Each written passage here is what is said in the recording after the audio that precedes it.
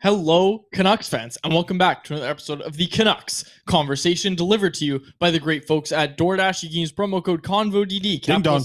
I always forget that. Capital C, capital D's, all one word, CONVODD. That will get you 25% off and free delivery on your first order with the DoorDash app. Does not get much better than that, folks. My name is Dave Quadrelli, joined as always by the man who built the place, Chris Faber. Our technical producer is Alex Allard. We are stationed high above beautiful Vancouver, British Columbia, downtown Vancouver, Rogers Arena right below us. How are you doing this morning, Chris? What do you think of the new camera angle? It's a little higher. I normally like to show off my shirts a little bit on the back cam there. I got the Xbox shirt today, but I think it looks a little bit better. I think the camera looks a little bit better from that angle. We got something suctioned up to the window here. We do. So I think it looks a little bit better. Yeah. Okay. Thanks for that. I honestly, I wouldn't even notice that it was a different camera if I didn't know it was a different camera because I work here, but I don't know. I think it looks about the same, right? Well, I'll tell you what, it's much better than your camera for sure. Your camera, my camera, we'll switch to these cameras now. My camera is one that you bought me. Yeah, I know, that's true. It's going to be a very different look in a couple of days here. I picked up a couple things to help the stream look better. Alex, I haven't even told you this. Producer Alex, by the way, I haven't even told him I got a new camera coming in. So a lot of stuff. I think as of Thursday, I'm supposed to get it tomorrow on Amazon. But I have you ever gotten anything from Amazon in the morning? I get my Amazon stuff at like 8 o'clock every night. It says before 10 p.m. and the reason it says that is because it's coming right before 10 p.m. What are they doing in the morning parts? Is anybody getting stuff delivered in the morning? That's a really good point because I always just assumed it was different parts of. And I live in Coquitlam and you're in Vancouver, so I was like always thinking, no, well, they take care of Vancouver first and make their way out east. Right? No, but apparently not. Who's getting the Amazon packages in the morning? My brother used to work for Amazon. They start at 10, I think, in the morning. 10 until that's what his shift was, anyways. 10 in the morning. I'm pretty sure they work. They're not out the clock at Amazon. Yeah, they're not out at 6 in the morning though, delivering packages, right? Because that would be people wouldn't like the phone call in the morning to Amazon's here, can get your stuff. That's true. At least us in apartments, we have to do that, right? I guess if you just have like a house, they just put it at your front of your door. Yeah. What's it like to live in a house? We've both forgotten. Oh, man. I miss it. I miss it. That's everyone my age back in my hometown, and they're all buying houses because they're all millwrights and electricians. They got enough money. They're all buying houses. I'm never going to be able to buy a house out here. But it's okay because we have this great studio that we rent. Yeah, back to there it is. Alex, look at that. Back view. Look at that. You don't have this view from in Nanaimo anywhere. I'll tell you that. Probably better views, actually, from certain points. All right. No, before we go any further, sure. Big weekend for pumpkins, quads. You knew this. You were out of the pumpkin patch, weren't you? I feel like this was the weekend, a couple weeks before Halloween. It's a time. It's the weekend. It's the pumpkin patch weekend. You were out of the pumpkin patch too, weren't you? I was. Yeah, I was. I was out in Langley. It was a fantastic time. You get there early, and we went to Alder Acres, right? Shout out to Alder Acres. Alder Acres. Never heard of it. You've never heard of it? Well, I guess you're not from here. No. All I know is Crowsberry Farms. Well, Crowsberry Farms is like 11 minutes away. Okay. So you can hit two birds with one stone. Pumpkin country over there. Yeah, it's fantastic. So you head over to Alder Acres in Langley, right? You park on this field, and it's just a farm that you can walk through. They got the Big Bob mural of their cow that passed away in 2005. Oh, okay. Absolute unit, and there's a lot of different animals there. Hold on. Just what's this cow? A farm. Tell me about this cow. What? I don't know much about them. I just know they have a mural that says Big Bob. Does it say absolute unit on it? No, it doesn't. Oh. I added that part. That was me editorializing. But you walk through the pumpkin patch. They got like a petting zoo, a lot of families there. It was a great time. You should definitely go. Okay. Apologies to the podcast listeners. Alex, why don't you we got some pictures of quads here at the pumpkin patch. So you can pull this up here. Your video's frozen too. Oh no. There he is right there. Why is my video frozen? Of course that happens. Frozen, but there's a picture of quads right there. You can see me in the background. Actually, I was also there at the pumpkin patch. You say good. Pumpkin funny. Pumpkin patch. Yeah, you said it. We got more pictures from the pumpkin patch too, Alex. You can look at this. I just found these on Instagram. These are just cats at a pumpkin patch. So roll through a couple. Look at these cats in pumpkin hats, pumpkin patch. Podcast listeners are absolutely I know, but you. Come back to you look at this cat here in a pumpkin suit. Okay, I love cats. You say pumpkin, it's driving me mental. Pumpkin patch, there he is, right there, quads. Yeah, okay. He kind of the jacket you wore to the pumpkin patch. You're blended right into the wheelbarrow. Okay, enough. Well, I'm sure you'll post this all over Twitter so the podcast listeners can get their fix. I just noticed you in the background. That's me in the back there. Yeah, big pumpkin weekend here. Okay. All right, Alex, let's hit the Juul. I come into work today and you're like, hey, I want to talk pumpkin patch. I was like, all right. And you didn't tell me about this photo you had. You just said, yeah, you went to the pumpkin patch. I went to the pumpkin patch. It'll be good. Yep. You didn't even go to the pumpkin patch. No, you can see me in the video back there. I was just walking around. All right, enough. Let's get to the Vancouver Canucks. Noah Juulsen expected to slot into the Canucks lineup tonight against the Washington Capitals. Puck drop is at 4 p.m. Pacific, so make sure you're leaving work early, folks, to catch that one because you don't want to miss this game. In all seriousness, Noah Juulsen slots in over Jack Rathbone. Tucker Pullman not playing, but Tucker Pullman did skate this morning, which is a really good sign for sure. Again, Tucker Pullman obviously having those migraine issues last year, various issues with his head, and anytime it's that area, you're very concerned about a player. Again, missed a lot of last season, and Tucker Pullman left the second period of the game against the Philadelphia Flyers on Saturday afternoon, I should say. Tucker Pullman left that game, so obviously there's a lot of concern there.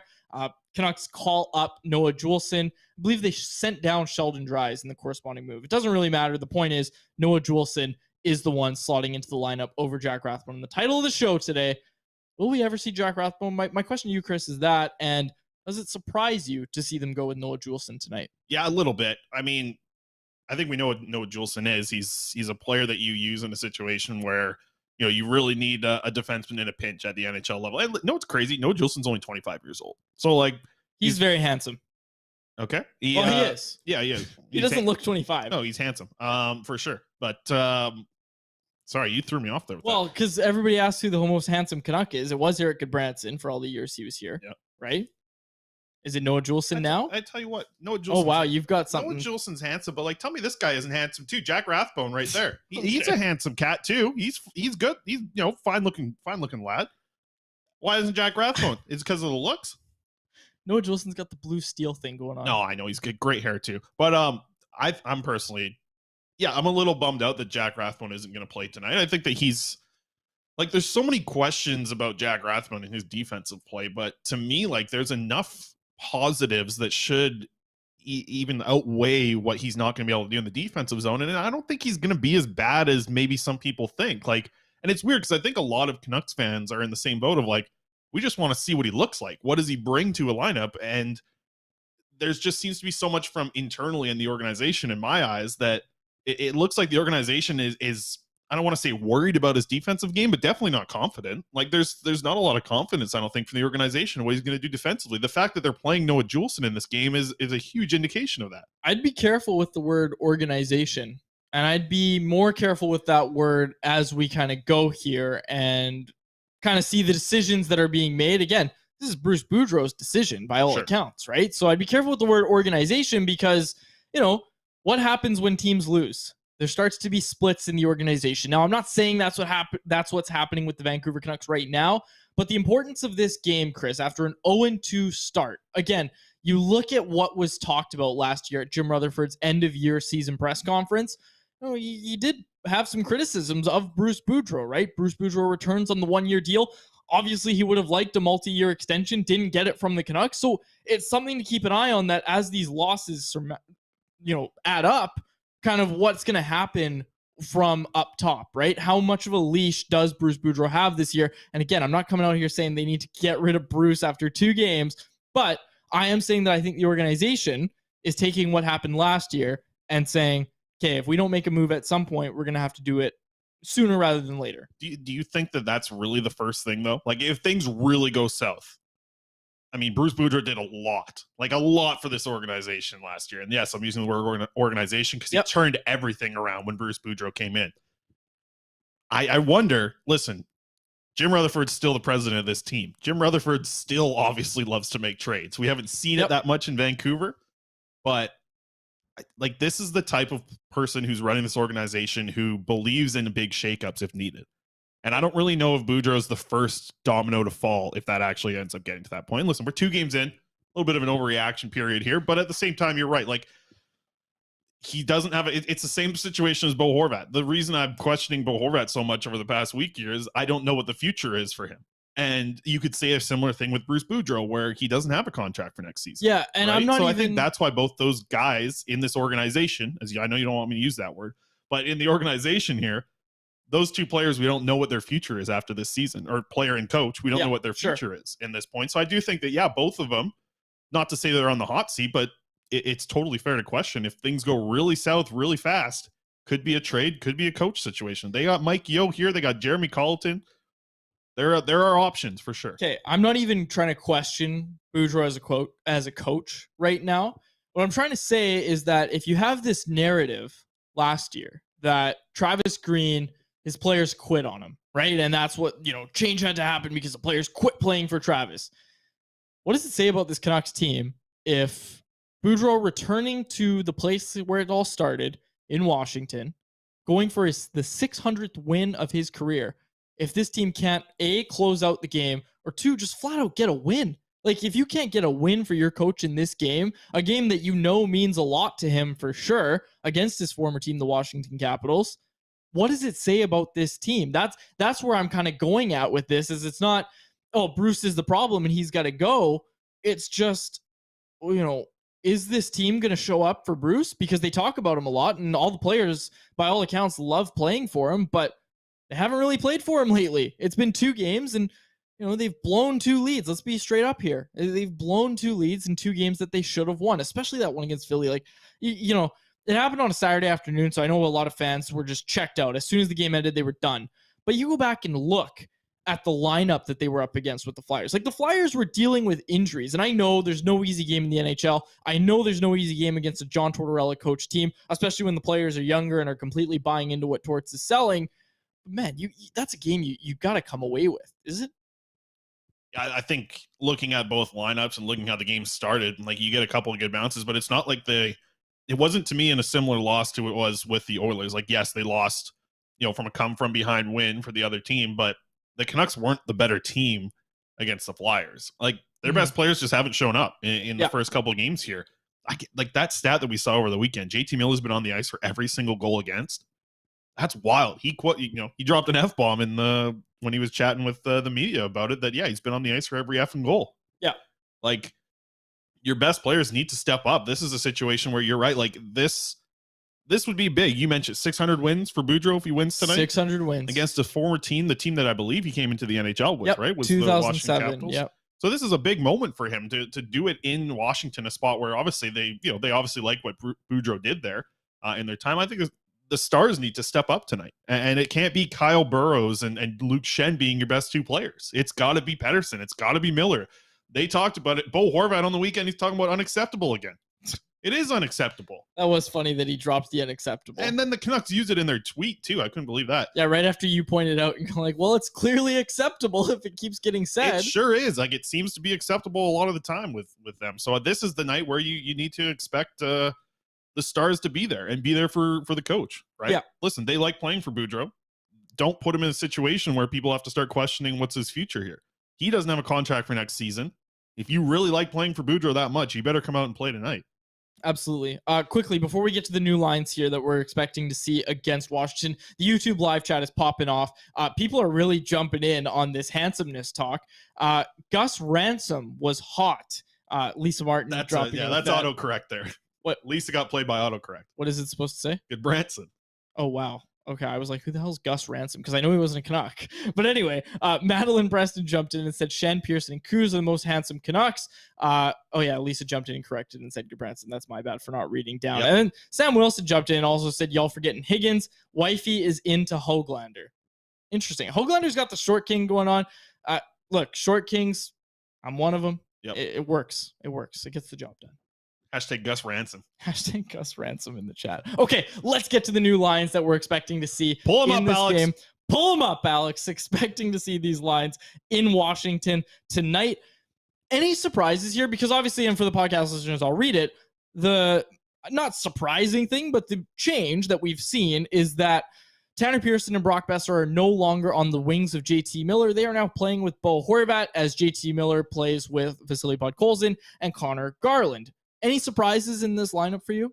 I'm not surprised by a shakeup at all. I will be surprised to see the fact that Mikheyev was skating with Kuzmenko and Pettersson, and he's not going to play tonight. By all accounts, we're hearing that Mikheyev's going to end up playing tomorrow against Columbus. But Yeah, I think it needed a shakeup, right? And I think Lazar is going to be given a really prime opportunity if he is playing with Pettersson and Kuzmenko. I thought that that's the line when we've seen the Canucks actually looking half decent. It's been when Pettersson and Kuzmenko are on the ice. So I'm a little curious to think, like, looking at the top 9 group, and we kind of know all the names that are there. Curtis Lazar is, according to the lines that we saw yesterday, is going to be on that line with Pettersson and Kuzmenko. And I think potential-wise, I look at Pettersson and Kuzmenko as like, hey, let's give them the best player to play with. I just don't know if that's Brock Besser right now. I think at a certain point, Brock Besser might be the guy that would make a lot of sense to come in and play in that spot. I just don't know if he's 100% healthy. So I would have liked to see Podkolzin play on that line a little bit. Okay, so it's one kind of nitpick, right? Like it's nothing, no big surprise, no big like what are they doing here? But this is the lineup we're expecting to see. Nils Höglander on the 4th line. I got to ask you this, Chris. When Ilya Mikheyev returns, is Nils Höglander the odd man out? Because a lot of people before, and myself included, would have said it's Nils Aman. I don't think Nils Aman's going anywhere. Yeah, I mean, I think it's not as clear cut as it maybe was like a week ago, because I think Nils Aman has looked like an NHL 4th liner, right? Like he's looked like he's fit right into that spot. I don't know if, like, I don't expect Lazar to be coming out. I don't expect Joshua to be coming out yet. So I do think it will actually come down to being Nils Aman and Nils Höglander. I don't think that they're going to take Höglander out right now. I think that they would like to probably have a look at what a Joshua, Lazar, Höglander line looks like on your 4th line. And I don't think it's a huge deal to sit out Nils Aman at this point. I think it's still incredible that he's like been able to make this team and already have an NHL impact. But it's really going to depend on what this Canucks team looks like against Washington, right? If they look good and they play good, probably won't see that many changes to the lineup aside from Mikheyev being moved in there. But if we see them play bad again, like you could see another big shakeup from practice and try something else. Because I think Boudreau made that pretty clear after the loss to Philadelphia that maybe it's him that needs to make some changes to the lines, right? And make some changes like what a coach needs to do when they need a shakeup. So now he's shaking up the lines going into Washington. I don't think it's a huge percentage that it will happen to see Nils Höglander come out, but I think there is a small chance, because if Nils Aman has a really good game and Höglander has a bad game in the 4th line, like this lineup that we're looking at for tonight is going to have Höglander and Aman on the 4th line. So whoever looked better on the 4th line might be able to see the guy who plays again the next night. So it, a little bit of a, how do these two players look in a 4th line role situation tonight for sure. Can I give you my hot take? Yeah.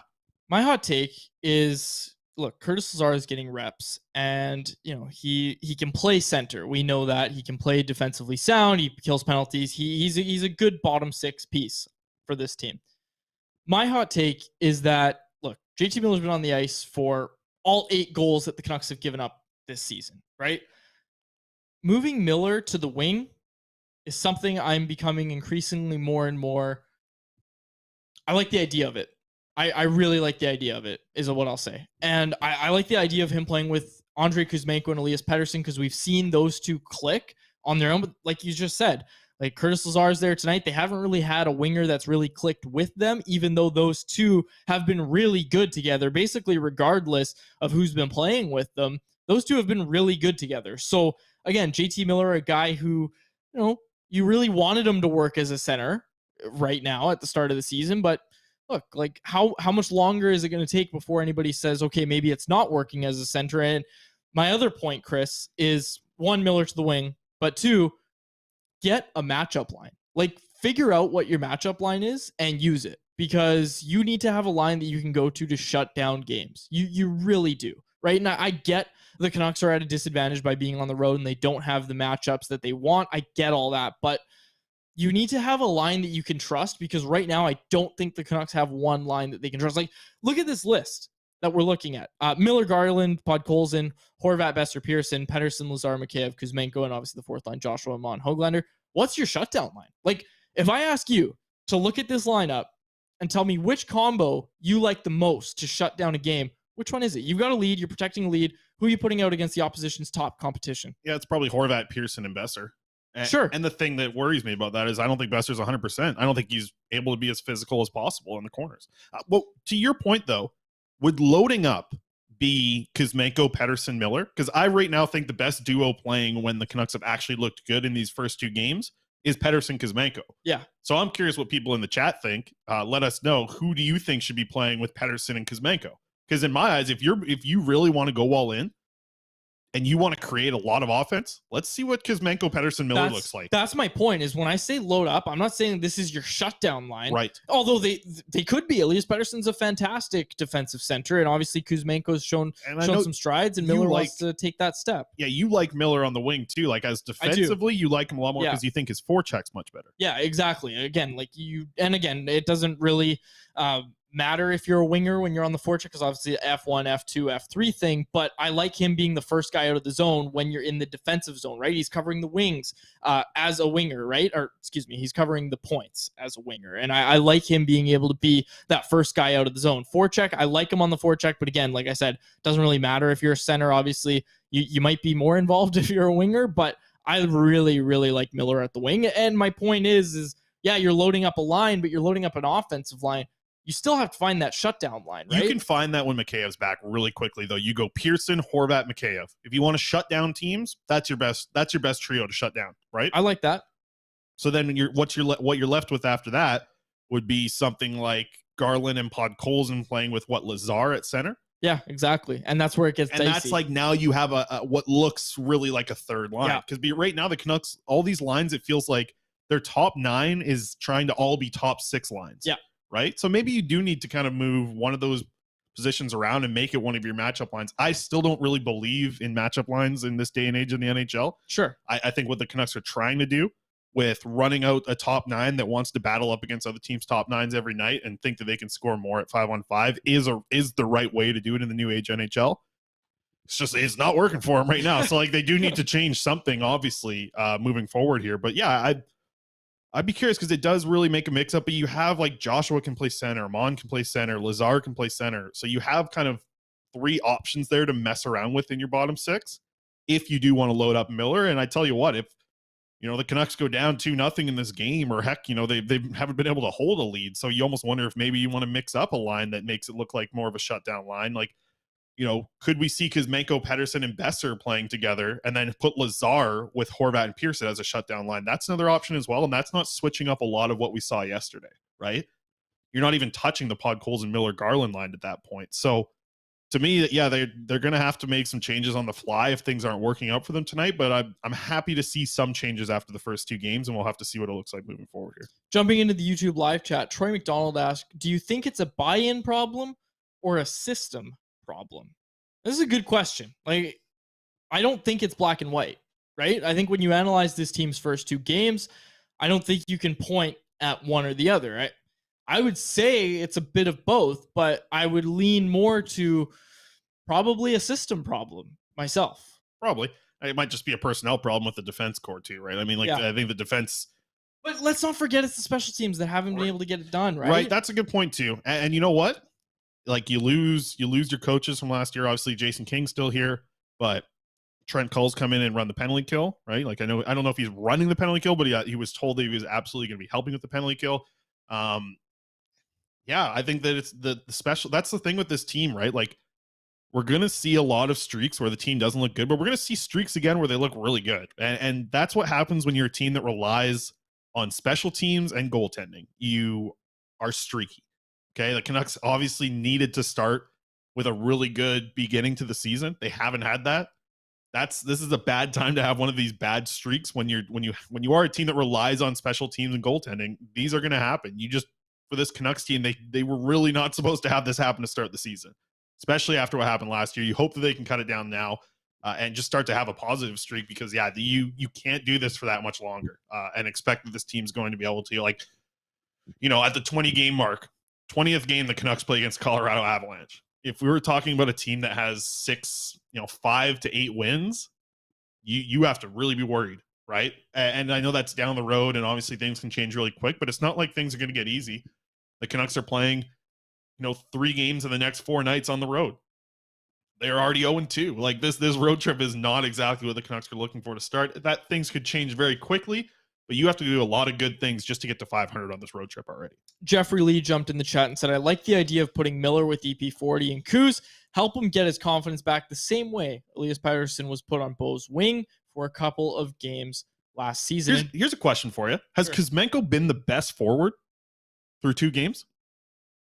I think you can absolutely make the argument that he has. Yeah, there's definitely an argument to be made. For creating scoring chances. Sure. I think he's probably been the best forward through 2 games. Sure. I would put Elias Pettersson in that conversation as well. At times you could say Pettersson for sure, but I think those 2 players are working off each other. Like if you Curtis Lazar's looked pretty good. It depends where your expectations are, obviously. Yeah, and you know what? According to the dog rating, both those players have been really good. That's right. Lazar and Kuzmenko was the best forward in the last game, according to the dog rating. Yeah, and just to wrap up the Saturday conversation, Kyle Burroughs was the Canucks' best player. So that's, all you need to know. And he's into a top 4 role now. Yeah, and we like Kyle Burroughs. We like Kyle Burroughs, to be clear, but you don't want your regular 7-8 defenseman to be your best player in a game against the Philadelphia Flyers. Marcus in the chat says, put 2 D-men on the power play. Probably going to see that on the second unit. You should probably after being scored on for a couple shorthanded goals. Yeah, absolutely. And Rathbone is the guy that you want to have in there, but he's not in the lineup. So who's the other defenseman you're going to use? Yeah, exactly. That's Noah my Juulsen? point. That's my point. You're not gonna be seeing that until Jack Rathbone's in the lineup. I got all these Jack Rathbone rookie cards here.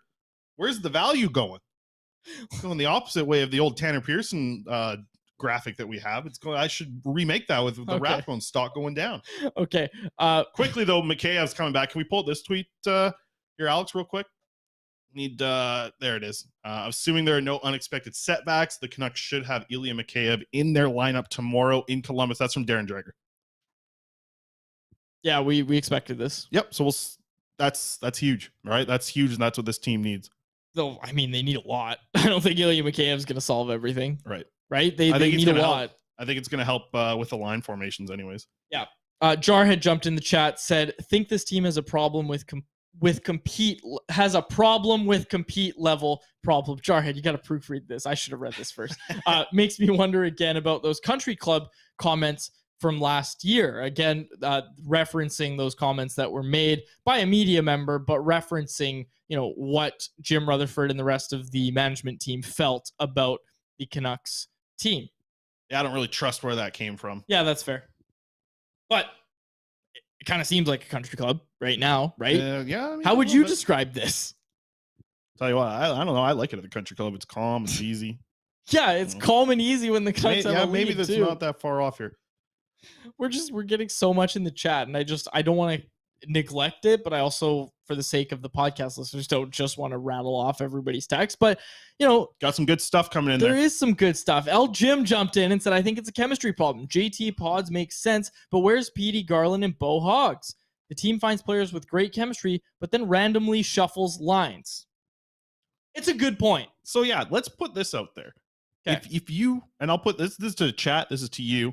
If you could have just one line, any 3 players play together in the next Canucks game, which line would you want to see the most? And this is not looking throughout the rest of the lineup, just 3 guys that need to play together to get this team going. It's a line that you trust is going to be a positive step in the right direction. Yeah, just a line that you can trust. What's your 3 guys? What would be the line that you would love to see? And bring it in the chat too. What 3 players you want to see play together? And that's it. Like, don't worry about the rest of the lineup. Just give me a line that would be like, every time they're out there, you're feeling good about what the Canucks can do. Elias Pettersson is my center. Andrei Kuzmenko is my winger. And JT Miller is my other winger. I'm sticking with this. JT Miller was dominant when he played the wing. Like, absolutely dominant. I think there's about 100 words to describe how Miller's played through the first 2 games.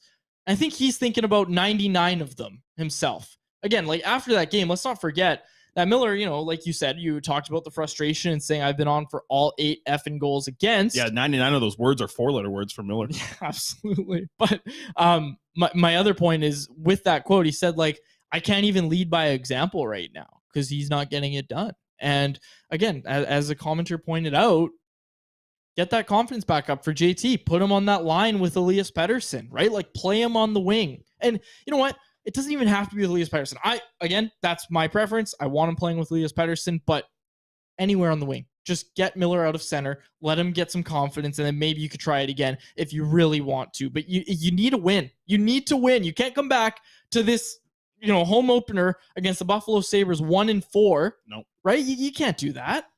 Someone asked me today. We're already seeing fire coach chants in the NHL around right now. Yeah, right. I think there's going to be some changes around. You hope that we can come back and see some Bruce. There it is chants. Yeah, I'm not even entertaining that. I'm talking about New Jersey specifically.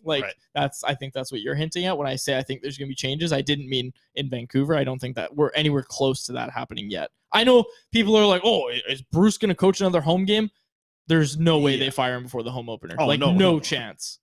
Like, even from a PR standpoint, all the good PR that Bruce brings this organization, you're not letting go of Bruce. No, of course you might at some point, but you're not doing it before a home opener. No chance. I do think that, though, if the Canucks have a really bad run here throughout this road trip,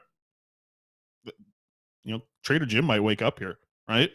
I know he's not the general manager, but if Jim Rutherford comes down to Patrick Allvin and tells him to do something, it's probably going to get done. Chat jumping in with a lot of different options. L. Jim saying Kuz, PD, Garland. Nop saying Hoglander, PD, Podkolzin. Such a fun line last season. Cody Sievertson jumping in with Amon.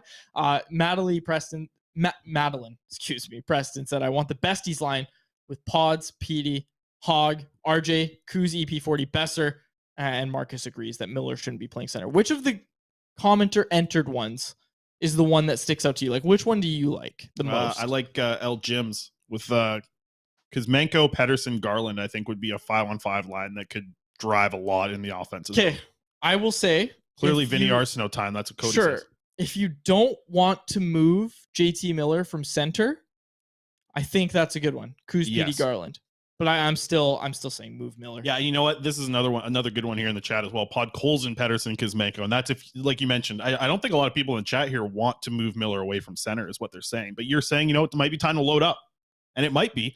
But Podkolzin, Pettersson, Kuzmenko. I just think getting a really good driver of offense with Pettersson and Kuzmenko is something you want right now. So I'm a little surprised to see that Lazar might be on his line tonight. That's what I'm thinking. Do they want to have a defensive matchup with Pettersson and Kuzmenko? To me, that's the line right now, or at least the duo that you want to put the third player on, whether it be, Miller or Garland or Podkolzin or even Besser if you're feeling like he's healthier. To me, it's a little interesting to see that Lazar is going to be the guy playing with Pettersson and Kuzmenko because I think you want to load up that for some offense. Yeah, I agree with you. For sure. Okay, let's get to the prospects report. You've got some AHL stuff for us? Oh, God. Yeah, I tell you what. Normally, the prospects, they got a big weekend of stuff. I got videos normally up here on the computer I'd be going to. You'd be in your sleeper cam over here, but we got none of that because I got Jonathan LeCaire-Mackey, Aiden McDonough. Super quiet weekend for them. I think just one assist from Aiden McDonough. Those are two of the top Canucks prospects putting things together. You're going to want to hear this, Quads. Get off your screen there. You're TikToking away over there. I know you're not even looking at the chat. Look at them. I'm looking at the chat. Someone just saw, if you watched the video, you just saw a double tap on an Addison Ray video right there. Harvard Quads. Harvard gets going on Thursday.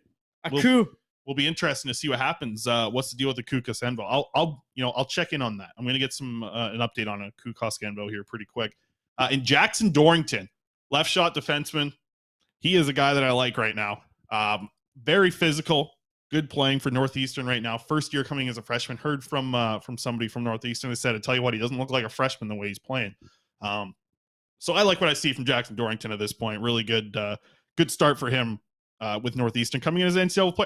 He looks better in the NCAA than he does in the USHL, which is kind of impressive for a guy making a jump 1 year over. So yeah, not a ton of prospects to get to at this point. But AHL opened up, Quads. I know you got to edit some AHL articles. The Canucks lost to the Ontario Reign and beat the Bakersfield Condors in overtime. Anything? What do you mean anything? Although I will tell you, I told you so on the goaltending situation. Here's Chris. Where's Seelov's going to play? What's going to happen with Seelov? Where he's going to play? DiPietro's never going to get starts. DiPietro got to back up Archer Seelov. Pull it up. Where's the DiPietro picture here, Alex? Tell me how engaged Mikey DiPietro is with this team. Where is he? They're all celebrating their win. He's skating over there. Yeah, as slow as possible. Who's this guy? That's Big Vinny. He's pushing the other players on. Vinny's pushing players on the other team, getting ready for the next game. That maybe DiPietro was a part of that. Poor DiPietro. He's got it. I tell you, I feel bad for the kid in the spot that he's in with Abbotsford. He backed up. He didn't dress for the first game. He's gonna play. D'Elia got lit up for 48 goals in his debut. Holy cow. DiPietro. He's gonna play. I don't know when he's gonna play though. he's gonna play. I think Dalia letting in 55 goals last game is going to help for sure. Getting a chance to DiPietro. There's gonna be starts to be had in the AHL this season. Dalia, man, I tell you, he did not look good moving around. Look at this here. Got the stats up right now. He let it. How many goals did he let in? Like 7.8 goals against average. They had to pull Seelaws out of the bench to play. He was playing the night after. They had to pull him out. That's a tough look. Yeah, it is. It's not a great start, but again, what I tried to mention to you before, and I've talked about this on the show, is Colin Delia is here to bring structure into his game. He's here to learn. Like, he wants to restructure his game, and again, like, I'm not gonna say kudos to a guy for letting in 7 goals, and admittedly, I didn't watch every single save that he made. Yeah, because it was hard to find one.